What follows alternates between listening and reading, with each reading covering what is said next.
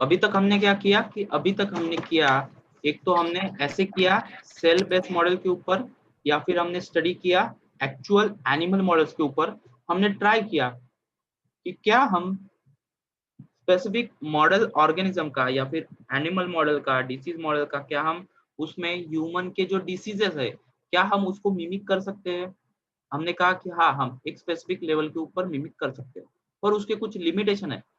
हमको क्या करना है, लार्ज नंबर के ऊपर ड्रग का इन्वेंशन करना है, लार्ज नंबर के ऊपर हमको मॉलिक्यूल्स का स्क्रीनिंग करना है, मॉलिक्यूल्स को हमको टारगेट के ऊपर हिट करके देखना है। तो इसके लिए हमको एनिमल्स मॉडल में और सेल मॉडल में हमको लिमिटेशन आती है। हम इतने ज्यादा एनिमल मॉडल्स तो इस्तेमाल नहीं कर सकते।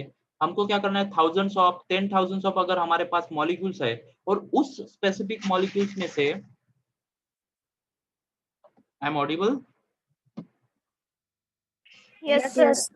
ओके। सो उस स्पेसिफिक मॉलिक्यूल्स में से हमको क्या करना है, thousands of hundreds of molecules में से हमको एक स्पेसिफाइड मॉलिक्यूल्स का इन्वेंशन करना है। हमको एक स्पेसिफाइड टारगेट को हिट करने वाले मॉलिक्यूल का इन्वेंशन करना है। तो हमको एनिमल्स मॉडल में और सेल बेस्ड मॉडल में यहाँ पे लिमिटेशन आती है। हम क्या करते हैं, हम एक नई टेक्निक का इस्तेमाल करते हैं, उसको कहा है हमने हाई थ्रूपुट स्क्रीनिंग।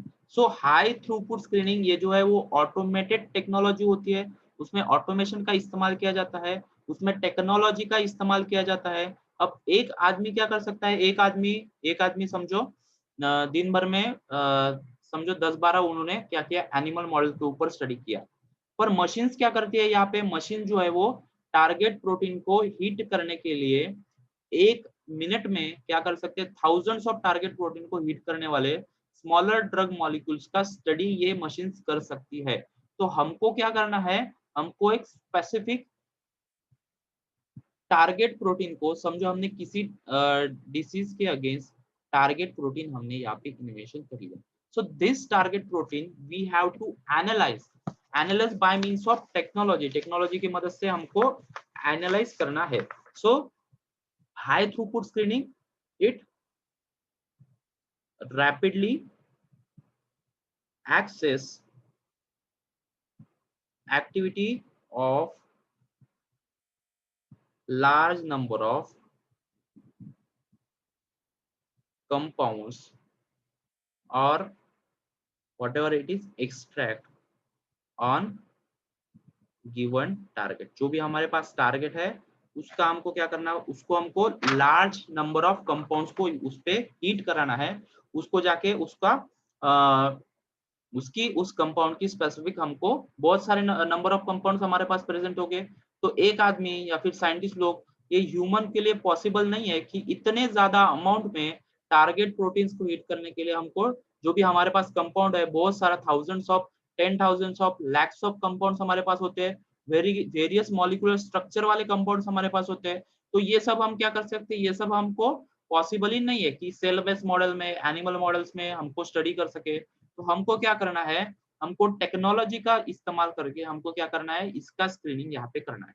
तो अब हम क्या करते हैं, अब हम करते हैं कि इस टारगेट प्रोटीन, जो भी हमारे पास टारगेट प्रोटीन है, उस टारगेट प्रोटीन का हमने स्टडी कर लिया, उस टारगेट प्रोटीन को हमने मल्टीप्लाई कर लिया। अब मल्टीप्लाई करने के बाद हम क्या करते हैं, हमारे पास लाइब्रेरी ऑफ स्मॉल मॉलिक्यूल्स है, हमारे पास बहुत सारे ड्रग के छोटे छोटे मॉलिक्यूल्स है, जिनका हर एक का 3D कंफर्मेशन अलग होगा, या फिर हर स्पेसिफिक ग्रुप का, एक स्पेसिफिक ग्रुप का कंफर्मेशन या फिर टारगेट बाइंडिंग कैपेसिटी सेम होगी। समझो ये एक हमारे पास ग्रुप है, दूसरा ये ग्रुप है हमारे पास।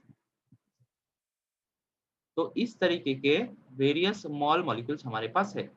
सो इस स्मॉल मॉलिक्यूल्स को हमको क्या करना है, टारगेट पे जाके उसको टारगेट बाइंडिंग एफिनिटी और टारगेट के ऊपर इफेक्टिवनेस उसका या फिर उसकी एक्टिविटी हमको स्टडी करना है।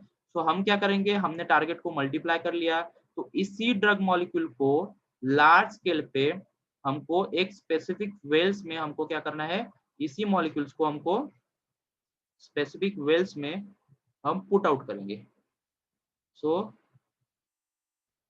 एक हमारे पास प्लेट है और इस प्लेट में एक, जिसको खाचा बोलते हैं ना, वेल्स, तो ऐसे छोटे छोटे wells, thousands of number of wells उसके पास है, hundreds of thousands of various तरीके के वेल प्लेट रहेंगे, डिस्कस करते हैं हम आगे जाके। तो इस तरीके के वेल प्लेट यहाँ पे होगी।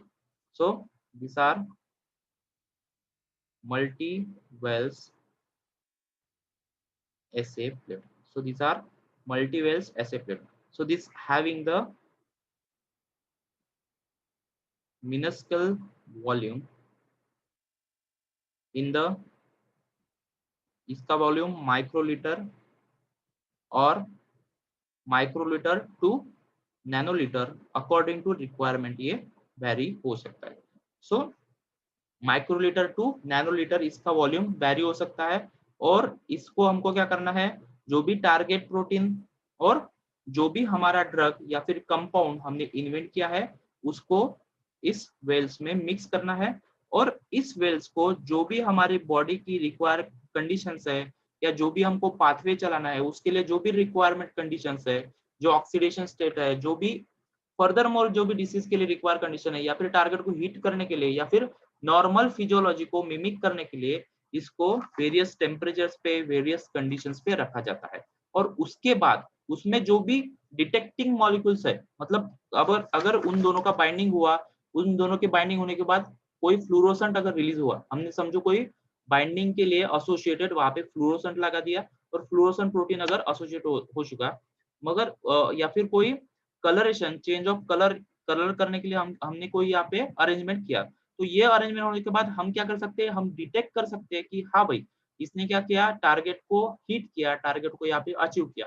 और उस स्पेसिफिक कंपाउंड का हम बाद में क्या कर सकते हैं, उस स्पेसिफिक कंपाउंड का हम बाद में हमारे एनिमल मॉडल में या फिर सेल मॉडल के ऊपर उसका हम स्टडी कर सकते हैं। मतलब थाउजेंड्स ऑफ मॉलिक्यूल्स हमारे पास है, उसमें से हमको मोर स्पेसिफिकली कौन से मॉलिक्यूल्स चाहिए, तो ये समझने के लिए हाई थ्रूपुट स्क्रीनिंग का इस्तेमाल यहाँ पे किया जाता है। समझ में आया, सिंपल सा पॉइंट है। तो इस तरीके के वेल्स यहाँ पे रहते हैं, इस तरीके के क्यूवेट्स, छोटे छोटे वेल्स यहाँ पे रहते हैं। इनको ऑटोमेटेड रोबोटिक्स टेक्नोलॉजी की मदद से या क्या करते हैं, अगर हम क्या करेंगे, अगर हम एक आदमी ऐसे वेल्स, हर एक वेल्स अगर भरता रहेगा तो उसको पूरा दिन निकल जाएगा। ये पूरे थाउजेंड्स ऑफ वेल्स रहते हैं ये भरने के लिए। तो यहाँ पे रोबोटिक्स टेक्नोलॉजी का, मशीन लर्निंग का इस्तेमाल करके यहाँ पे हाई थ्रूपुट स्क्रीनिंग परफॉर्म किए जाते हैं। सो अब फटाफट थियरी देखते हैं। High throughput screening aims to rapidly access the activity of large number of compounds or extract on a given target। given target के ऊपर बहुत ज्यादा अमाउंट में अगर हमको स्टडी करना है तो हमको हाई थ्रूपुट स्क्रीनिंग का इस्तेमाल किया जाता है। यहाँ पे पैरेलल फैशंस में मल्टीवेल ऐसे प्लेट्स होती है जो कि 96, 348, 384, 1436 इस नंबर्स में वेरी होती है। So today high throughput screening and ultra high throughput screening commonly involve semi automation or fully automation for liquid handling, sample preparation, running the actual assays और as well as data analysis। तो इसके लिए क्या होती है, हमने क्या किया, ऑटोमेशन प्रोसेस का इस्तेमाल किया। मतलब ये सब काम जो है वो मशीन्स करती है, तो हमको उसको सिर्फ ऑर्डर्स देना है। So high throughput screening, ultra high throughput screening faces formidable challenges in terms of reagent stability and cost, environmental robustness, यहाँ पे टेम्परेचर, ऑक्सीडेशन स्टेज, उसका एजिटेशन, इन सब का हमको स्टडी करना होता है। और यहाँ पे जो है हमको स्टैटिस्टिकल डेटा बाद में मिलता है और उस स्टैटिस्टिकल डेटा का इस्तेमाल करके मोर स्पेसिफाइड कंपाउंड हम एक्सट्रैक्ट कर सकते हैं और मोर स्पेसिफाइड कंपाउंड को बाद में हम सेल बेस्ड मॉडल या फिर एनिमल मॉडल्स में उसका हम स्टडी कर सकते हैं, उसके एक्टिविटी के लिए उसको भेजा जा सकता है। समझ में आया यहाँ तक? Yes sir.